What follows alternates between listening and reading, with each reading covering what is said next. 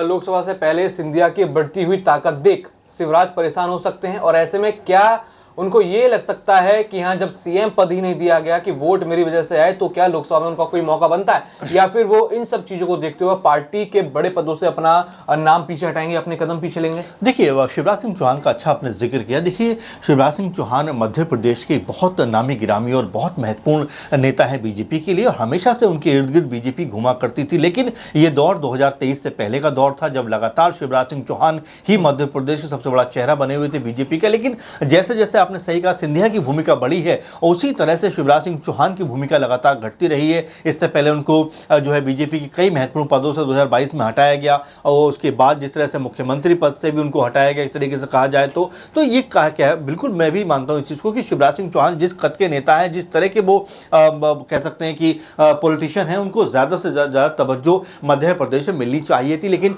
वैसा कुछ नज़र नहीं आया, वैसा कुछ देखने को नहीं मिला। तो हो सकता है कि शिवराज सिंह चौहान का जो कद कम हुआ है, उसका फायदा सिंधिया को आने वाले वक्त में हो, क्योंकि शिवराज के रहते तो वो सीएम नहीं बन सकते थे, ये तो बात सही है। और ऐसे में बीजेपी ने हो सकता है एक चाल भी चली हो कि चलिए अभी मोहन यादव को बना देते हैं नए नवेले सीएम। अगर एक साल के बाद उनको कहेंगे कि भाई अभी आप सीएम पद से हट जाइए, हम जो है किसी और को सीएम बनाना चाहते हैं, तो शायद उतना वो विरोध ना करे जितना शिवराज सिंह चौहान करते। तो ऐसे में नए लोगों को हटाना आसान होता है बनिस्बत पुराने लोगों को हटाने के, इसीलिए बीजेपी ने बड़े तरीके के साथ में उनको जो है धीरे साइड कर दिया। और हो सकता है आने वाले वक्त में जैसे ही चीजें बढ़ेंगी, और ये भी देखने को मिल रहा है कि मोहन यादव के ऊपर अभी से ही कई तरह के सवाल खड़े हो रहे हैं कि वो बेहतर प्रशासन नहीं कर पा रहे हैं, बेहतर शासन नहीं दे पा रहे हैं, बेहतर तरीके से जो लोग हैं उनकी जो मांग है उसको पूरा नहीं कर पा रहे हैं। आपने कई ऐसे मामले देखे जब लगातार क्राइम के रेट बढ़े, जीतू पटवारी से लेकर तमाम कांग्रेस नेताओं ने उनके ऊपर हमला बोला कि भाई वो तो मध्य जो कह सकते हैं बिहार में घूमने में बिजी हैं और उन्हें मध्य प्रदेश की चिंता ही नहीं है। तो ऐसे में लगातार उनके ऊपर आरोप लगे, पटेल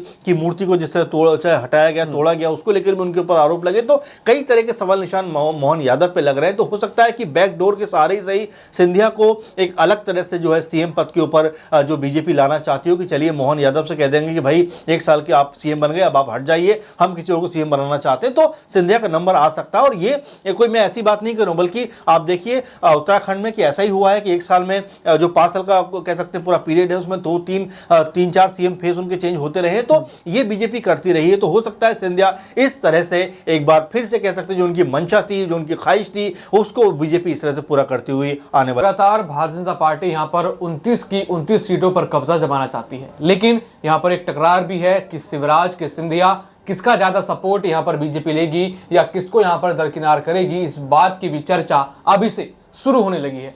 तो देखना होगा 2024 से पहले सिंधिया को बड़े पद मिलते हैं या फिर यहां पर शिवराज फिर दोबारा बीजेपी में एक बड़ी वापसी करते हुए नजर आते हैं।